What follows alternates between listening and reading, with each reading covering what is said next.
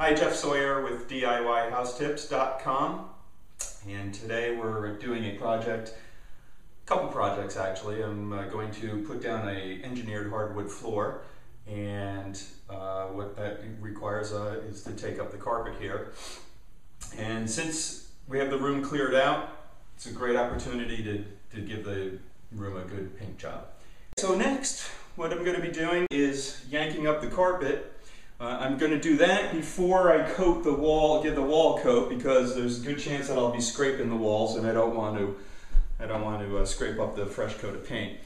Right over here in this corner, you'll notice where what happened was I've taken up one section. It was an easy one to take up because the room, this section of the room, is actually 12 feet wide, which meant that the carpets come in a 12-foot length, which meant that it fit perfect. And this is the one section where this little alcove here, where they had to lay down an extra piece.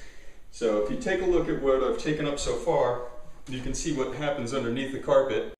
This piece here, this is the actual seal tape, or the seam, I should say seam tape. So that would be the seam where that piece came in, and this holds the carpets together so that you can't really see where the seam is. This blue part here is the padding that goes underneath the carpet, and then around the edge here, if you want to get a close-up of that, you can see these are carpet tacks, and that'll have to be pulled up too for putting down the wood floor. When I do put the wood floor down, I will be putting down a different type of pad, because it's actually a floating.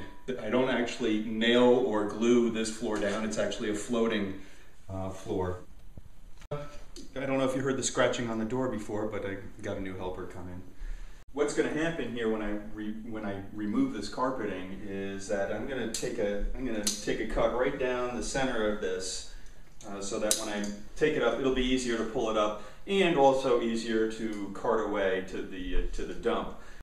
But at any rate, by cutting it in half, it's going to make it easier to get out of the room and to transport away. Another little difficulty I wanted to show, as always, there's always, in all kinds of home improvement, there's always some kind of snag. The intent is to pull up the carpet, and typically you would want to pull up the baseboard, actually pull it off, lay down the floor, and then reinsert it. I'm hoping that I'm going to get around that, in that I'm thinking that it's going to be able to come snug right up with these floating floors that I mentioned before. You have to leave some room for expansion and contraction, and so you're going to want to leave it about, maybe 3/8 of an inch off of the wall, so that when it expands, you don't have buckling from it expanding against the walls. And so what's going to happen is I'm going to run the floor right to the baseboard, and then what I'm going to do is, I'm hoping, and we'll see once I bring a few pieces up and the underlayment that goes underneath it, I'm hoping that it is right flush to the bottom of this baseboard, and then what I can do is just put a little piece of quarter round molding around it on top of it to conceal the gap that's supposed to be there.